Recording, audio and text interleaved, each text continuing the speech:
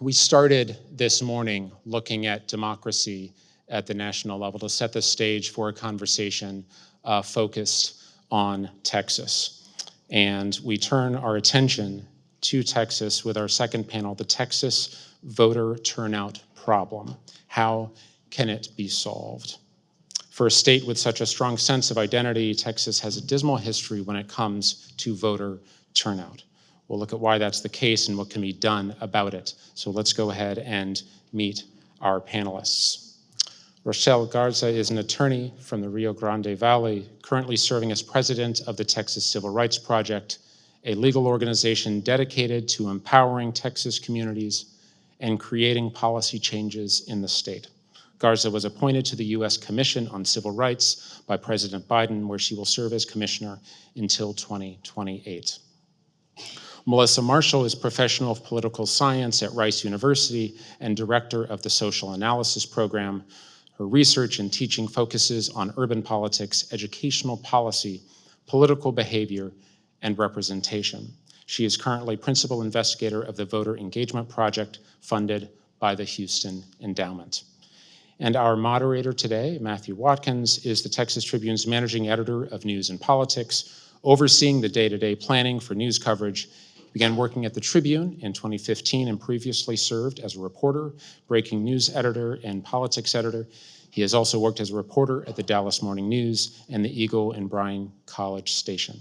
We'll have about 45 minutes for conversation and then your questions. And with that, I turn the program over to Matthew.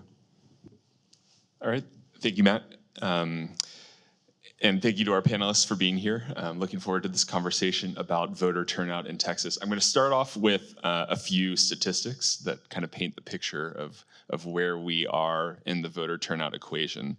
In the most recent general election in 2022, the top of the ballot was Greg Abbott versus Beto O'Rourke for governor.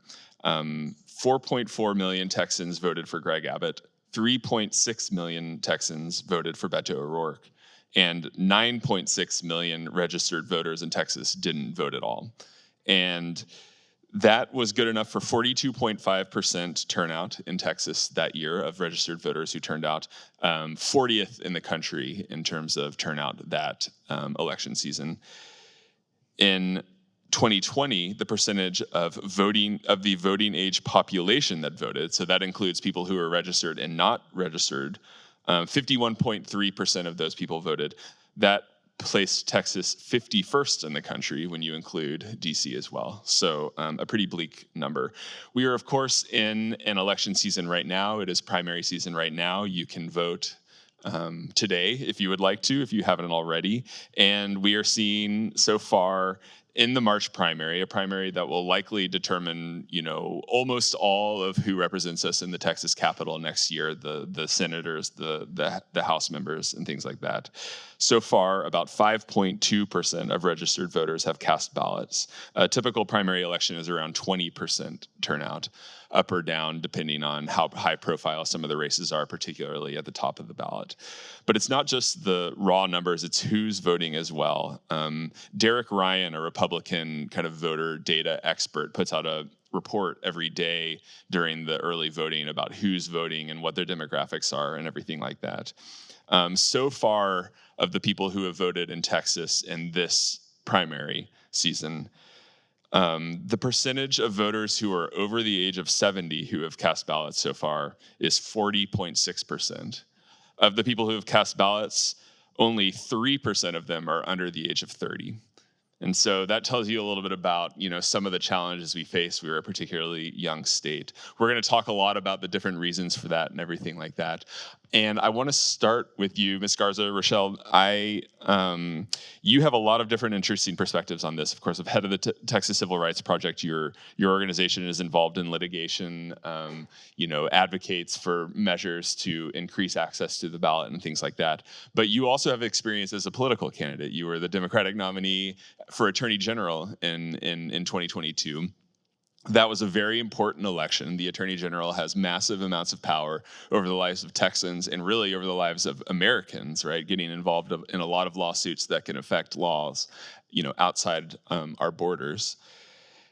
it's also a fairly, it's a down ballot race, and it's not, a lot of people in here, I think, knew what was at stake at that race and had a lot of interest in it, but there are probably a lot of people outside of that room who might not even be able to say who our Attorney General is. I'm wondering, in a statewide race, what your experience was, how you experienced the turnout challenge in Texas as a candidate. Yeah, well, thank you for that. Good morning, everybody. It's nice to be here with all of you. I wear many hats, but the hat I'm wearing today is as president of the Texas Civil Rights Project, and of course, I'll talk about my experience as a candidate. I think a lot of what you were saying was really interesting in terms of youth showing up to vote. I think a lot of this has to do with representation and who is actually on the ballot. I was the only woman of color, only person of color on that statewide ticket, and did perform better than any other candidate on that statewide race. And I think that it speaks to the demographics of the state of Texas. We're 40% Latino, 60% people of color. We had almost 1 million Latinos turn 18 between 2020 and 2022. And so I think it's an issue of engaging voters that, you need to have candidates that reflect the population. So I think that's one important piece that we don't really talk about. I'm from a rural area in South Texas. I'm from Brownsville. I ran as a pregnant woman. I ran as a mom for the first time, a working person, all of these things from one of the poorest counties in the state. And I think that people really responded to that. And so that's why you saw those numbers break down the way that they did.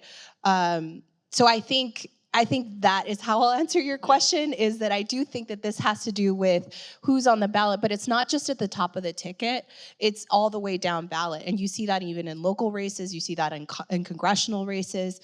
When you have more representation, people get really excited to show up to vote. Because I had a lot of first-time voters come up to me. I know that's anecdotal, but it is something that can excite people to show up and vote. Right, for sure. Professor Marschall, you and your work at Rice, one of the projects you've been involved with is a project funded by the Houston Endowment, in which you and a team of researchers have gone out into neighborhoods in Houston, neighborhoods that are known or historically low voter turnout neighborhoods, and tried to test various interventions, seeing why that is and what can be done in order to increase the turnout.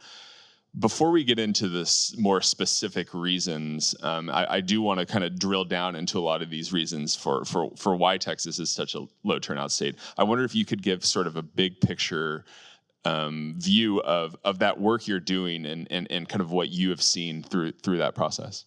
Sure. Yeah. Also great to be here. This is a great conversation, and it's really nice to see so many folks out. I guess I'll say that there's a lot of layers to trying to understand why we have such low turnout in the state of Texas, and generally in the South. If we look at the states and we stack them up, it's the usual suspects, and it's not just low voter turnout, it's sort of higher poverty, lots of the safety net features that might exist in other states, are typically not present in most of the South. So it's a broader problem beyond just, political engagement and civic engagement, and those things go together. So when we talk about a basic question for political science, which is like, why do people vote? You can think of it in a cost-benefit sort of a way. There are costs to voting, so costs are a big part of that equation, and the costs tend to be higher in Texas. I think in Harris County, we have worked really hard to reduce the cost of voting, to make it easier.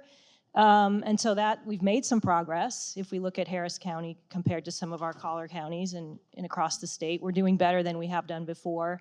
But there still are costs of voting. Some of those go to the registration piece, which I think we would say is particularly difficult in Texas. We don't have online voter registration. We don't have automatic voter registration. We don't have same-day voter registration. Our window is 30 days, which is on the longer side when we look at the states. So getting registered to vote is not so easy. And for young people in particular, when it's the first time and there's documents you need, it's kind of a complicated process. So I think I would say that.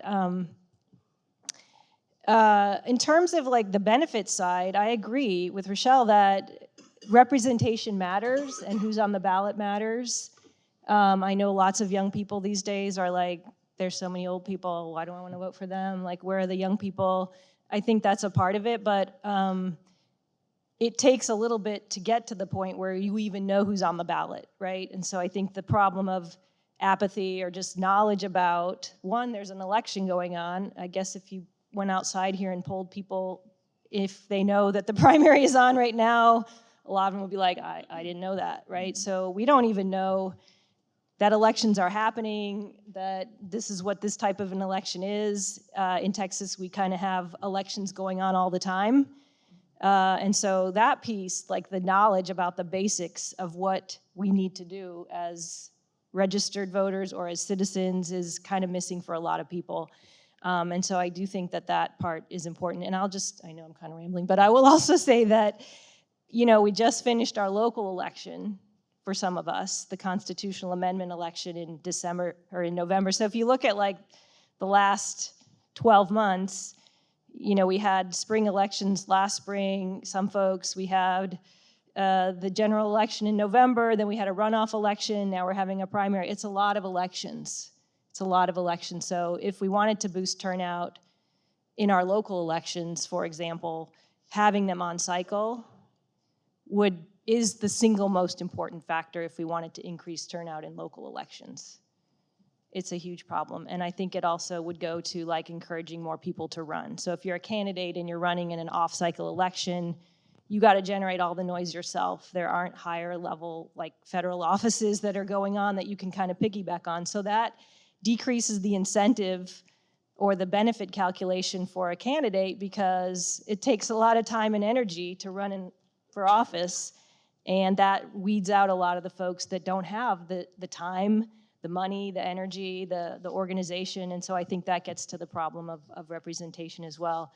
So I think just kind of the constant churn of elections is a problem for us in this state. They're always happening. The costs associated with that and the kind of decreased incentive for folks to run, especially for the off-cycle elections.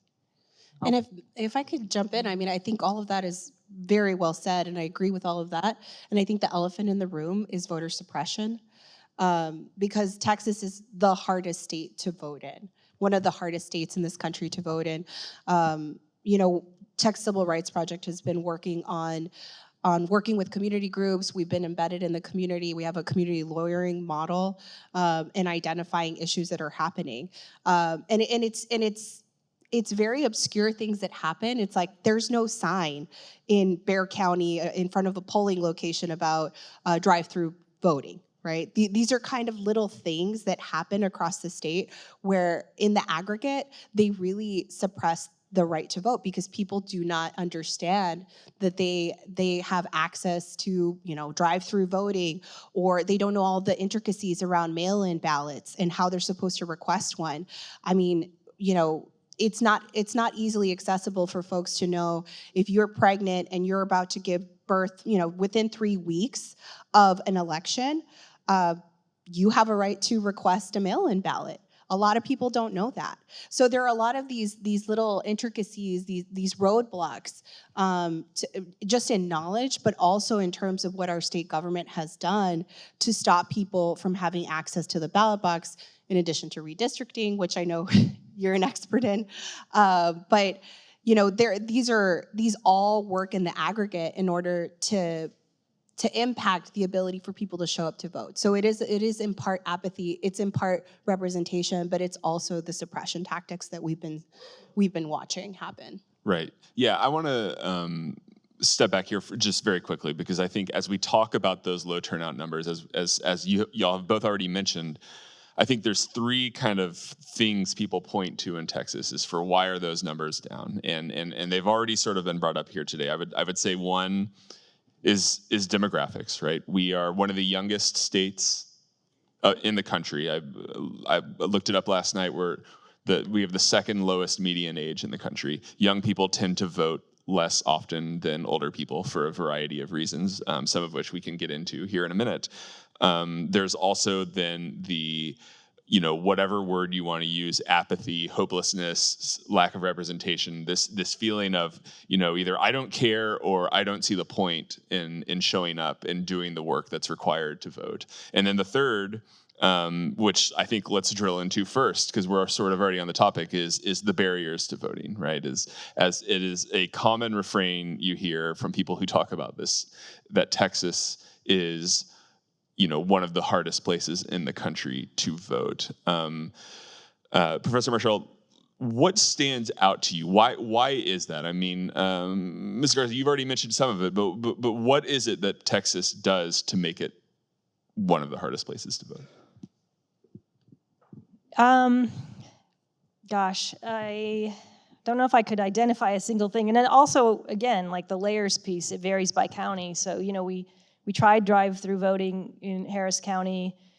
We have the 24-hour early voting time. There have been some positive changes that have happened in our area to make it easier. Some of those things don't exist anymore. But I think, it's varied across the state in terms of how costly it is or how, what those barriers look like. I mean, I will say, when we look at the 50 states, early voting in Texas came early. We were one of the first states to adopt early voting, and that makes a huge difference. I have a lot of colleagues, former students that have moved to other states and are like, man, this voting only on election day thing is really hard. Like, I got used to being able to vote for 2 weeks and find a time in my schedule that was convenient, and we don't have that here in whatever state. So I think that part, if we want to kind of put on the ledger some positives, early voting is a really important thing that we have going on in our state for voting.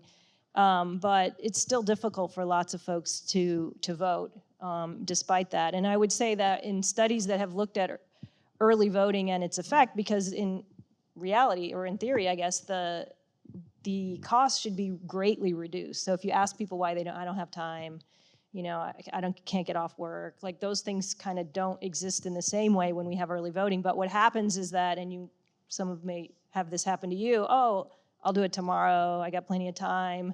Oh my gosh, I can't do it anymore. Now I got to do it on Tuesday, and I didn't block Tuesday off because I was planning to vote early. So it's part of, I would say, a general concept here about voting is which we have to become habitual voters. It has to become a habit, and when it's a habit, we plan for it, we have a routine. I think this is why we have, 70%, or 40.6% of 70-plus-year-olds who have voted already, because they've been doing it for a long time and they know what they need to do to make that happen. But when it's something you haven't done very often, you're still trying to figure it out. So I know I haven't really answered your question about barriers. I don't know. I'm going to leave that to the expert on the law part. But I just want to say, too, that in Texas, we're super busy. People are working lots of jobs. Our young people are working moms. We just have a lot on our plate, and voting on the list of things that you need to do to get through your everyday life is probably close to the bottom, even though that voting could get you the things that would make the other parts of your life easier. I just think when we look at Texas and we compare it to the kind of Massachusetts or the Illinois, the other states where the social safety net is more expansive, what we find in Texas is just that the average person in the state is really struggling a lot just to put food on the table and get the stuff done that they need to get done every day. Yeah, and they don't see the connection between voting and their daily lives and how that's going to impact them. In terms of barriers, I kind of see it as a web. Just even from like registering to vote is challenging. Sometimes you don't have all the documentation that you need. TCRP a number of years ago filed a lawsuit, the Stringer lawsuit, to open up online voter registration. We sued the state of Texas. We forced them to at least offer to register to vote online. I don't know how well that's working, but that is something that was a barrier for a lot of people. A lot of young people do everything online, and so they think, oh, well, I can just register to vote online. And that's something that we really need to focus on opening up in the state. I do think access to mail-in ballots, we've got a lot of folks that are elderly, that are disabled, that need to, or are out of the country, maybe they are in the service abroad, and that has been a challenge. SB 1 that was passed in 2021 really created a lot of barriers when it came to mail-in ballots and making sure, kicking out ballots that didn't have the same identification number that the state had on file. And if you've registered to vote over the years, sometimes you'll use a different ID to do that. So your mail-in ballot could just be thrown out because you didn't put the number that the state had. So that's another barrier. I think it just even getting access to a mail-in ballot was challenging. And I'm happy to say that at least this past legislative session that we were able to, TCRP worked at the ledge. We're supporting bills that were more protective of voting rights. And now there's a process for notice and cure that's officially on the books that each county has to provide folks an opportunity to cure their application for a mail-in ballot. But it really shouldn't be that complicated at the end of the day. And then the other issue I look at is redistricting. This last year, we were representing the NAACP, the local chapter of the NAACP and LULAC in Galveston County that lost they had 4 districts, and they lost their only Black and Latino district during redistricting. So they were completely drawn off the map. We represented these folks, and we made sure that we held them accountable, that representation matters. Folks from the community stood up for themselves, and they said, this is important, we need to have representation. It's clearly in violation of the Voting Rights Act. The Trump-appointed judge actually agreed with us. And now that's at the Fifth Circuit, and we're still litigating that case and seeing where it's gonna go. But that goes to the issue of representation and the challenges that redistricting gives, because it is just on the county level. This isn't even the statewide redistricting issue. This is a county issue. So there's so many layers to this, and I see it as a web of issues that impact people's ability to be represented, to vote, to even register to vote. It's so many challenges. Well, I want to ask about the litigation factor of this, because of course one of TCRP's kind of greatest kind of tools has been litigation, filing lawsuits against the state over various, the SB1 you already mentioned, which imposed a lot of measures, including blocking a lot of measures that Harris County was using to, in an effort to expand access to the vote.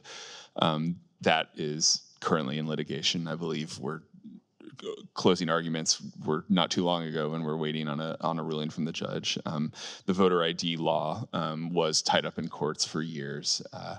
Redistricting, you already mentioned. It's also true that we are in a different legal climate now than we were maybe a decade ago when the last cycle of redistricting, or when the voter ID law was passed. Do you feel as though that work, that use of litigation as a tool, has become less effective, or do you fear it might become less effective as the kind of makeup of the federal judiciary shifts? That's a really important question, right? Because what does the judiciary look like now? I have faith in it. I'm a lawyer. I wouldn't be a lawyer otherwise. I have faith in our legal system, in democracy, in our ability to be resilient as Americans, as Texans. The case that I mentioned in Galveston gives me hope, because it was just such an egregious case. And in the judge's opinion, he included testimony from the folks that were talking about how this impacted them. And I thought that was just such a touching way to talk about voting, because it's so personal, and that gave me hope.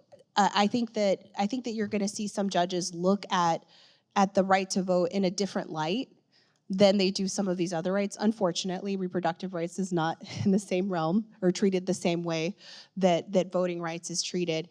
But I still think that there's a lot of hope in litigation.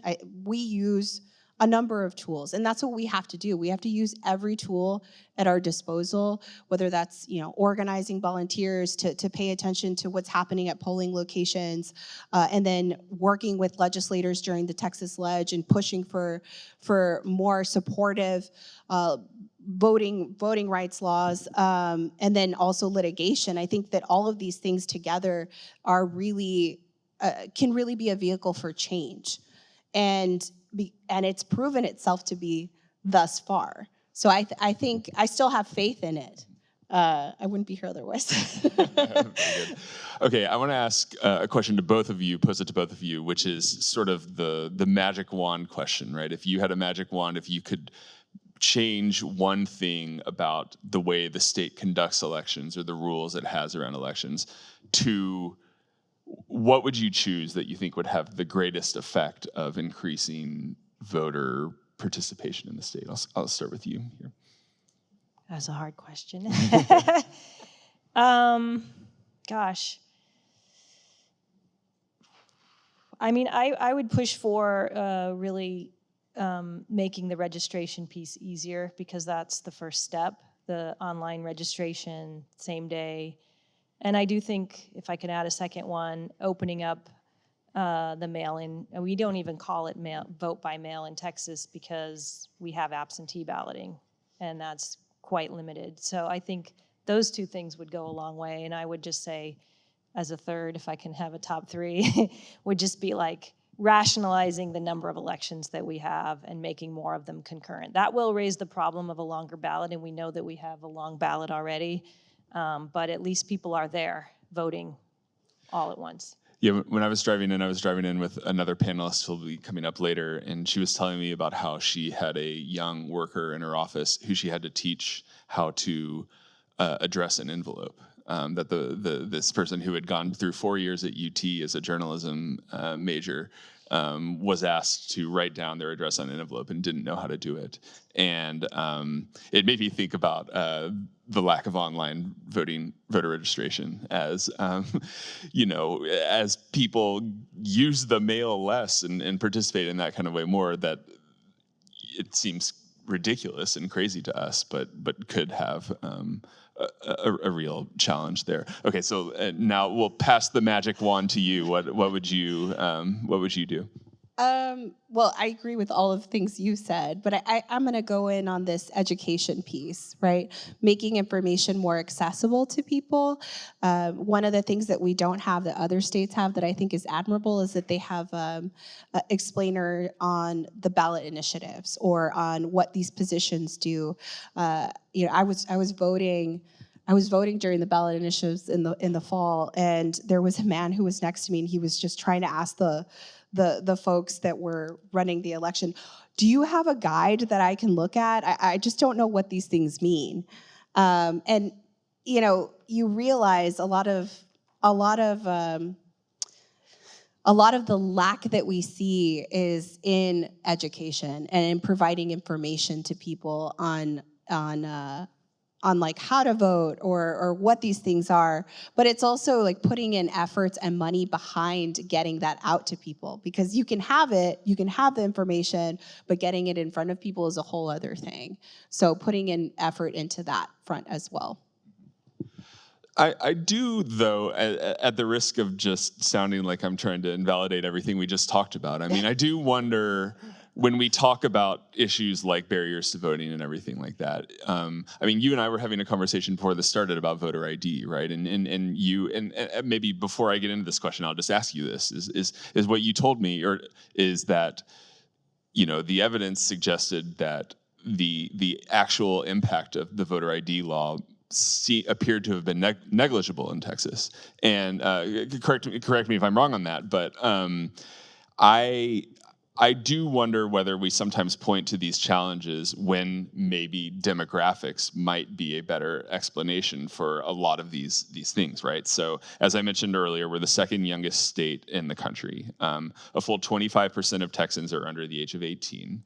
So thus ineligible to vote. That's a higher proportion than a lot of other places. We have 4.7 million immigrants, an estimated 2/3 of which are not citizens and therefore ineligible to vote. That of course includes citizens who are in the country legally, but just have not gone through the naturalization process or won't go through the naturalization process. And so, I guess my question is, how much of this is just demographics being destiny, and that we're a state that's maturing, that's getting older, but is still very young, and therefore should be expected to have lower turnout? I'll take that one. I agree. They're actually, I'm going to swing back to the earlier barriers thing, because we did a ton of listening sessions in the pilot neighborhoods that we were looking at over the last year. I've been out in the community a lot this year, and I hear the same things. I don't know who's on the ballot. I don't know where I can vote. There's all these questions, and then we designed these interventions to actually address the needs, the things that folks said that were the barriers for them. And it turns out a lot of times folks just don't take advantage of the information that's in front of them. The League of Women Voters puts out their voter guide. They put it out. Maybe you got one, like it was everywhere. It's in multiple languages now. Texas is one of the few states in the country that has a law that requires high schools to register students to vote twice a year. That's an amazing thing that we do, I shouldn't say we do it, because the problem is that it's not enforced. There's no oversight. I've been working with community groups for several years. We're in the high schools now with the League, with Next Gen. We got a whole group of students. We're kind of trying to build it up from the bottom up. So I think that it comes down to just making it super easy. I think the demographics are huge in our state. We are young. We have a lot of immigrants. We have a lot of poverty. That means that the political socialization that a lot of us had when we were growing up doesn't exist for young people the way that it did. Their parents may not have come from this country. Even if they did, they may not be voters. They may not be registered themselves. People are listening to all sorts of different news these days. It's very polarizing. It's kind of a turnoff. It's kind of nasty. And young people are like, I don't want that. They don't see people that look like them. They see old people that have different interests. We've done a lot of listening sessions with high school students in HISD. They're kind of getting galvanized around the takeover. They're like, what's going on in our schools? Nobody's talking to us. Now they're starting to care. One of them at Carnegie Vanguard told me that they had a sit-in. I was like, sit-in? Wow, that's so 1960s, but good for you. She was like, we followed the rules. We didn't do anything wrong. I'm like, okay, that's good too. But I think it's just people were really complacent for a while, and now it's time for everyone to step up and to look at our democracy and to see, for those of us who are, to help the younger folks who maybe don't have that piece in their lives, the political socialization, the parents that are voters. And their schools, though, they're supposed to be doing that. The testing generation, a lot of that stuff is not in the schools anymore, and they don't take the time to do the civic education the way that and I don't want to be like that old person that's always harping back to the past, but young people today, if it's not fast and easy with visuals and, they don't know how to address an envelope. They're different, right? We need to change our education to meet their needs. Yeah, we need to teach them how to address an envelope in school. It's a very basic thing that we should be teaching kids, like how to vote. I know I had that when I went to a public high school in Brownsville, and my civics teacher was just very good about having us think about all these things and talk about all these things. I don't know.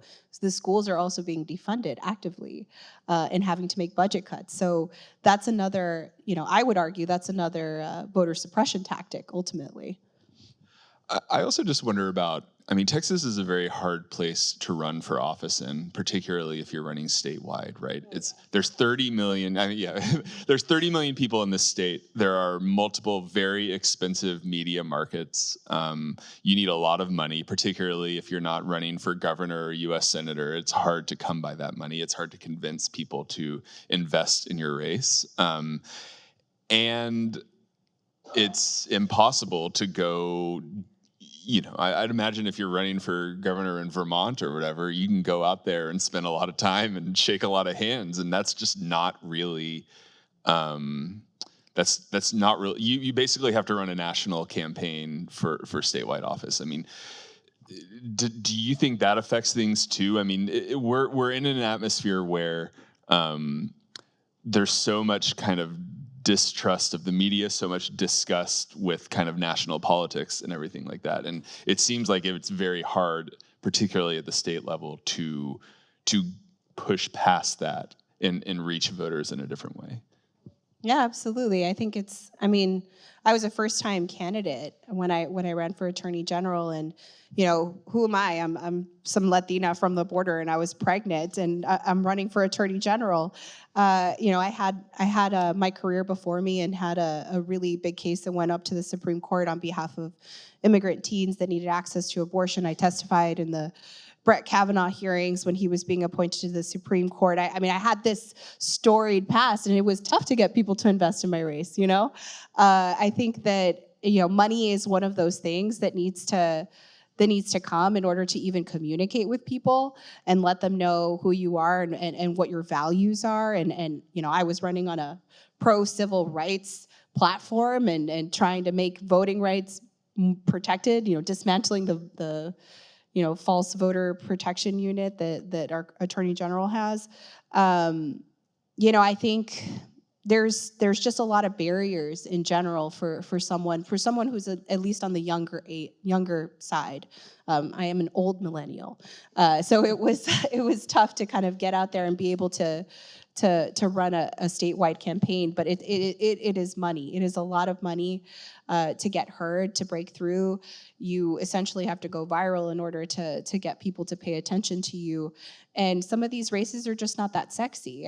No one thinks about the Attorney General and thinks that's sexy, but it is such a critical. It's a critical position, just like any of these elected positions. They are all critical. The comptroller is critical. The railroad commission. All of these positions have such a deep importance in our lives, but it does boil down to education, and we're not talking to our students about what these positions really mean for their daily lives and how it's going to impact them ultimately. Can you tell us a little bit about the neighborhoods that you've gone out into, what you found there? Sure. We picked 4 neighborhoods in Harris County in the city. We knew that this was a low turnout election in November 2023. So our neighborhoods were Gulfton, Gulf Crest, Southwest Houston, which included pieces of Alief, Sharpstown, and Westwood, and West Chase. And then we had one community in Montgomery County, the Porter New Caney area, which had a school board race on their ballot. So we did listening sessions in all the communities, and we set up neighborhood councils. We worked heavily with community organizations. We had a main partner in each community, which ranged from Baker Ripley to Mi Familia Vota to the Chinese Community Center to OCA Greater Houston. So we really worked with the community organizations that are already in those communities. And we did some traditional kind of get out the vote sorts of things like mailers and phone and text banking. We had a community event. We tried something called relational organizing, which is kind of peer-to-peer, and learned a lot about the capacity of these groups to reach new voters, the kinds of barriers that exist in a lot of neighborhoods. But at the end of the day, moving the needle in a low salience election when you're targeting low propensity voters is super hard. And just to give you a little bit of an idea, when we look at the data, comparing people who voted in 2020, we would call those high propensity voters, and people who didn't. Turnout in general in this last election, when the mayor's race, at least in Houston, was on the ballot, the people who voted in 2020, their turnout by neighborhood was somewhere around 22%. The ones who didn't vote among those neighborhoods, those people that didn't vote in 2020, the turnout was between 1.8% and 2.3%. And when we look up in Porter New Caney, even where they had a school board race on the ballot and the other 14 constitutional amendments, 15, it was a lot. Even me, I was I can't remember what this one meant. Their turnout was 2.3%. So, that 2.3% of people in your community voting is pretty abysmal. So that's pretty much what we found. We don't find any really significant variation across the things that we tried to get folks to vote. But we learned a lot, and this year we'll be competing against all the other voices in the election and everything. And the folks who are low propensity, more of them are going to vote this time, but it's still going to be a challenge. What were folks saying to you? Yeah. Did they give explanations? Yeah, so some things that folks talked a lot about are things like transportation and childcare. And so we toyed around with how can we really do something on that, like giving Uber or Lyft vouchers or organizing buses to get people to the polls. Childcare, people say it's an issue, but no one wants to leave their kids at, have a childcare center at the voting location, which realistically for a November 23 election, the lines aren't long. Like, you're not going to be standing in line for a long time with your kid if you go to vote during this election. But in November 2024, that could be a problem. So those sorts of solutions are kind of hard to imagine.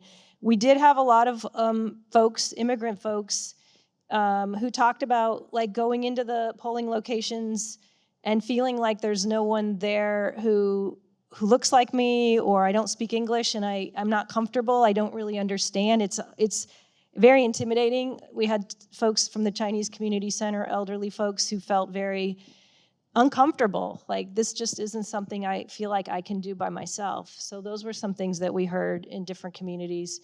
But a lot of it, I would say, was more around those kind of demographic challenges that, age or lack of access to resources. Okay, I'm going to pose a likely unpopular question, which is, I'm thinking about these 2023 elections, which in Houston was mayoral was the big one, and then of course constitutional amendments. Mayoral races I feel like are particularly hard because they're nonpartisan, right? And so if you don't know much about the race, if you're not closely following city politics, it's really hard to know how you feel about these candidates. And if someone is reaching out to them right around the time it is to vote and trying to get them to vote, I mean, is that not too late? Do we want people who don't know enough about the election to have an informed decision to be showing up at the polls anyways? I mean, yes, I think that's what democracy is, right? We one person, one vote. It's a part of being able. It's a part of being American and being able to participate in our democracy. It doesn't, whether or not you know something or not, that doesn't really matter. I mean, it does, but it doesn't. I do think that we really just need people to value their vote. There are so many civil rights movements that we stand on the shoulders of. I mean, women didn't have the right to vote for so long. People of color, Black Americans, like Mexican Americans, we didn't have this right. And we should honor it and take this as part of being an American. This is part of participating in this democracy. So I don't think it matters with the knowledge piece. People should vote, but we do need to consolidate the voting. I think that would be an easy lift if we had mayoral races, if we had things happening at the same time, if we had holidays, if we just made it easier. I think people would be able to do it and address these poverty issues. I will say it is a problem in South Texas too. All right, I want to ask one more question before we go to audience questions, and that is about your other area of expertise, which we were talking about before we came on, which is that you mentioned to me that you also study Turkey, right? Mm-hmm. And have the country, sorry, yeah, and have observed the sort of declining democracy in that country, and I just would like to ask you about that from the perspective as someone who's also observing, the upcoming elections and the concerns and, the reason we are all here. How are you feeling about what is happening in the United States from the perspective of someone who has maybe studied democratic decline in other countries? Yeah, I think we take it for granted, I think, that this is a democratic country. It's always going to be that way. We believe in, the most dangerous thing, I think, is when we lose faith in our democratic institutions. When we don't believe that they're working fairly, when our elected officials are not following the laws, when we think things are corrupt, and we've seen that. I mean, we've seen that. And so I think the dangerous part is that we don't know what's true anymore. We don't know what's really happening. Folks are listening to things that are blatantly not true and not interrogating them and acting on behalf of information that is blatantly false. That's the most dangerous thing, when we can't trust our media, when we can't trust our basic institutions of government, that they're working the way they're supposed to be. And so some folks feel like, well, it's time to revolt, like taking back. And it's like, it can be chaos. And I think that's the most dangerous thing. So in Turkey, a kind of slow erosion of democratic norms and principles, a much less developed civil society than we have here. And so it's harder for folks to do the work, that kind of movement building that we have a pretty strong civil society in the US, which I think is a counter to some of the things that we've seen happen, because we do see average Americans standing up in organized groups to protect our democracy. But once it starts moving along, it can be very hard to take it back. And so that's the thing that worries me most while observing what happens in other countries like Turkey. All right, we've got Matt at the microphone. Do you have some audience questions for us? We do. So I want to encourage those gathered here in person, if you have questions for our panel, to come on up. We have about 10 minutes or so for questions. A few that have come up online. This person writes, Professor Marschall mentioned the Harris County experiment a few years ago with 24-hour and other early voting encouragement. And apologies if this had been covered, but the person writes, do we know the resulting impact on turnout? Houston has so many medical and other shift workers on a 12 on, 12 off work schedule that there should have been an impact. Yeah, I mean, we have 2020 turnout, 2022 turnout was higher in Harris County. So there's sort of evidence that those sorts of reforms made a difference. And our actually young population, not only in Texas, but nationwide, is seeing I'm not going to say surge, but an increase in turnout. So I do think we're making progress. And it's hard to evaluate the effects of individual things in one county, but the 24-hour voting and the drive-through voting certainly were important. This person writes, knowing the history of the state of Texas and United States with discrimination, racism, and inequality, do you believe the passing of Senate Bill 17 was the best path for Texas, especially knowing there is a very diverse population here? Do you believe that it will promote equity and equality when this country and state already struggle with both of these? SB 17, I believe, was the DEI bill, the anti-DEI bill that governed college campuses, if that's helpful. I think generally that when it comes to identity politics, young folks in particular, just see that as the state doesn't care about me. Like, that can be a mobilizing factor, like we gotta work hard to undo that. But I think it can be a feeling like it's just piling on, and it adds into that feeling of apathy and like, what can I do? And I think particularly in a state where we haven't really seen a lot of competition for those state level offices, it can just make folks feel overwhelmed and like, my voice doesn't matter, my people are not treated as equal, and I'm just one person. What am I gonna do? Matthew, I don't know if you have another question you'd like to ask for the panel. Actually, this gentleman has a question right here. Go right ahead. Matthew and the panelists, I appreciated the question about using a magic wand. But it seemed that the responses addressing structural issues and education are very, very important. But if we had a magic wand, wouldn't we want to do redistricting?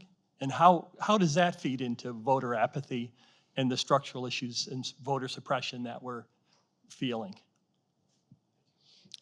Absolutely. I felt like that magic wand needed to hit so many things. But redistricting, absolutely. I mean, I think that has been, I would say, one of the main things that have fed into the apathy too. When people don't see themselves represented in their own communities, I think that has just been devastating for voters. I mean, like, well, what does this person know about my life or what I'm experiencing? How are they going to speak to my issues? So, I mean, I agree. Redistricting. I don't know if you have anything to add. I'll just say that the goalpost for our project, which is a long-term 20 years to increase turnout in the greater Houston area, and our kind of model community are the Twin Cities in Minnesota, because they have the highest rates of turnout in the U.S., both the state of Minnesota and the Twin Cities. And I actually come from Minnesota, so it's hard to imagine kind of transforming Houston into something that looks like the Twin Cities, because they're just like almost like being in two different countries. So I think I would say, if I had a magic wand, because I think we need magic, would be to like be able to alter our, maybe beliefs is the wrong word, expectations and of ourselves and what we think our government should do for us, and change our mindset from being more private regarding, like, it's me, I want to do this for myself and get this job and make this money and have this big house and drive this big car. And I'm not saying people in Minnesota don't think like that, but I think it's a more public regarding society where they believe in investing in their communities. They're more willing to spend money on taxes to create those sorts of things.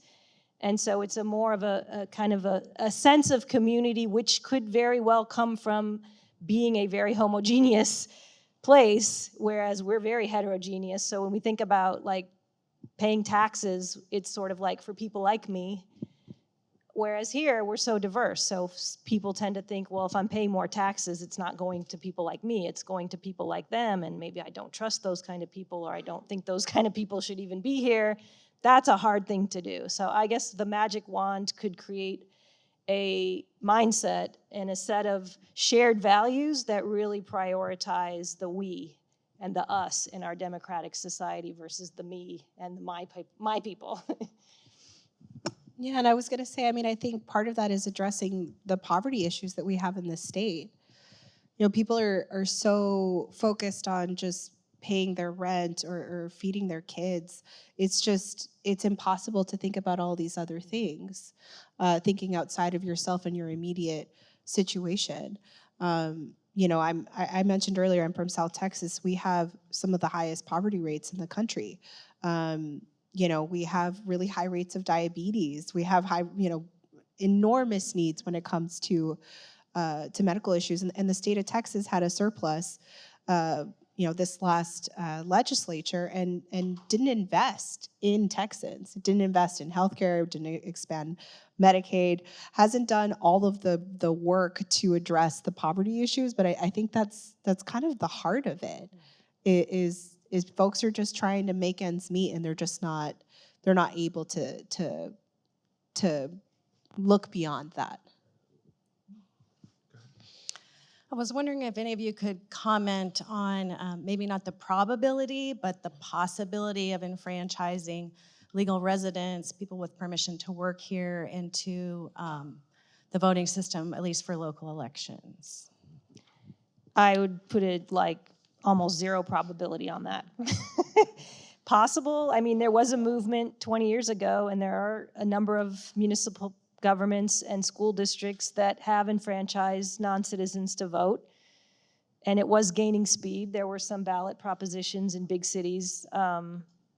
Most of them didn't pass, but there was a movement for a while. But I think in the current kind of anti-immigrant climate that we see, the extension of the franchise to these folks is not really something that anybody would probably want to promote, candidate-wise. I also noticed in one of the reports you put out recently some attention drawn to people in jail as well, absentee ballots, questions on absentee ballots, and opportunities for people in jail to vote. That was another one of kind of y'all's recommendations, right? There has been work in the Harris County jails. I know Pure Justice and some other community organizations are going in and registering folks to vote, but they had a polling location in the Harris County jail in 2022, I believe. I think that's also a somewhat difficult ask because there's kind of a general attitude of deserving and undeserving, and folks in jail are maybe thought of as not being deserving, but we know that we have a large population in jail who are pre-trial folks who haven't even, had the chance to go to trial. We don't know if they're guilty or innocent. So folks sitting in jail just waiting who certainly should have their franchise available to them. Yeah, and this is one of the initiatives that TCRP has been working on as well, is trying to expand voting access in jails, voting locations. And just to reiterate what she just said, is that you have people sitting in jail who have not been convicted, and they have just been accused, and maybe they're not out of jail because they can't make their bail, they can't afford it. But that doesn't mean they don't get to vote, or that they don't have the right to exercise their vote. So this is important for us to start thinking about, just zooming out and thinking about that society lens, is thinking about how are we taking care of each other, and making sure that people have an opportunity to participate in our democracy. I mean, we're all human beings. We're all people that live in the state of Texas. We're all people who live in this country. We should be treated as such. And if you have the right to vote, you should be able to exercise it. We shouldn't be making it harder for you.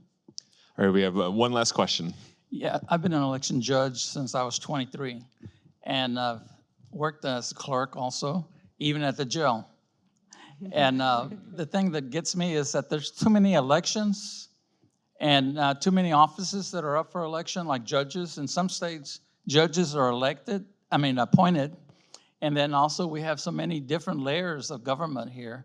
One of our senators even created 3 more elected positions on the Harris County Appraisal District Board, which is interesting. I don't know why, but he did. And what do you think about that? Is there too many elections and too many positions that are elected? I don't think it's an issue of too many elected positions. I think there's an issue of too many elections.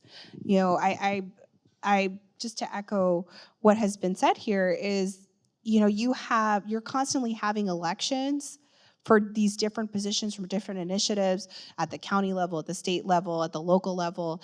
And I think that it confuses voters, and they don't know when an election is happening. I mean, sometimes I'm not even aware that an election is happening until my mom and dad are great voters. They're in their 70s. They will alert me of every single election that is happening. And I'm like, I had no idea. So I think that's the problem, is that we need to start consolidating these elections and having it during a regular time of year, and also, do the early voting and make it easier for people to vote on the day of the election. Because I think not every single county in this state has countywide polling. Meaning, you have to go to your precinct the day of the election, and you can't just vote at any voting location, maybe the one nearest your office or your place of work. And so I think there are these easy fixes, but do we have the fortitude to do it is another thing. But that's why we do the work that we do, is because we're trying to make sure that people can vote and make it easier for people to vote. Oh, I actually agree. I think we do have too many elections. You can look at the different ways that states reappoint their judges. Voting is a hard way. There's a lot of judges, and they're not partisan for the most part, and it's really hard to know. You have to have a long cheat sheet if you're going to plan to be an informed voter on that piece. The other thing you see a proliferation of on the ballot are MUDs, the Municipal Utility District. If you want to go look at the Montgomery canvas from the last election, there's probably like 40 MUD elections with, sometimes 2 and 3 people voting in them. So you might wonder, what are these and why are we voting for all these? So I do think we could shorten things. But I just want to say thank you for your service. And Harris County has done a great job in recruiting young people to be poll workers. And that data shows that we actually have a much more diverse set of folks working at the polls than a lot of counties. And I think that's a hopeful sign as well. Thank you for our panelists. This has been a great discussion.